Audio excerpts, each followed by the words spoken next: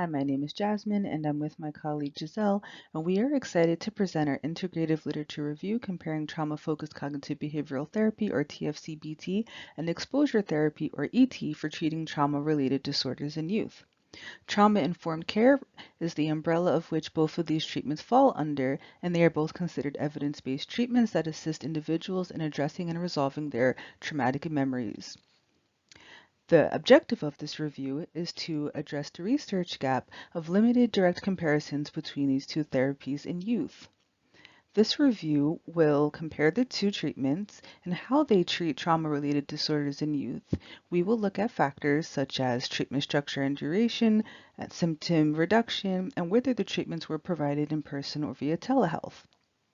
For our methods, we decided to split the search due to the limit of direct comparison studies, and we later synthesized our results for that comparison.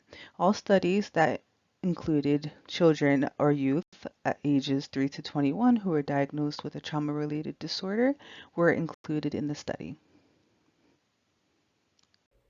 Our findings indicate that both TFCBT and ET are highly effective treatments for PTSD in youth. However, they differ in key ways.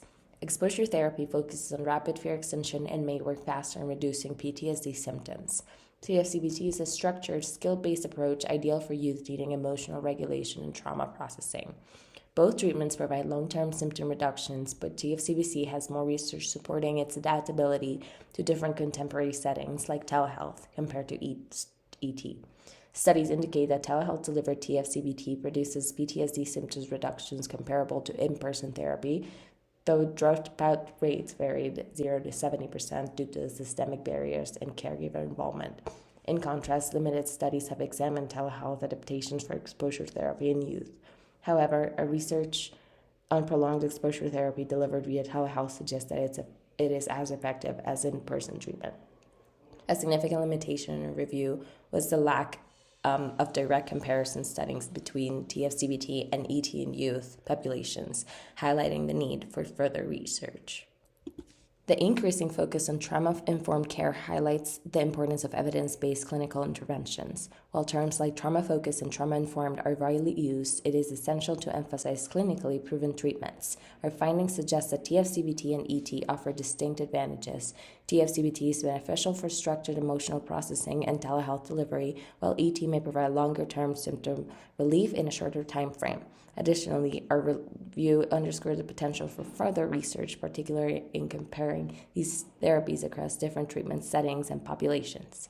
In summary, TFCBT and exposure therapy are both highly effective for treating trauma and reducing PTSD symptoms. However, exposure therapy may work faster in some cases due to its structure, whereas TFCBT is better suited for structure, emotional regulation, and is more widely adapted to telehealth settings.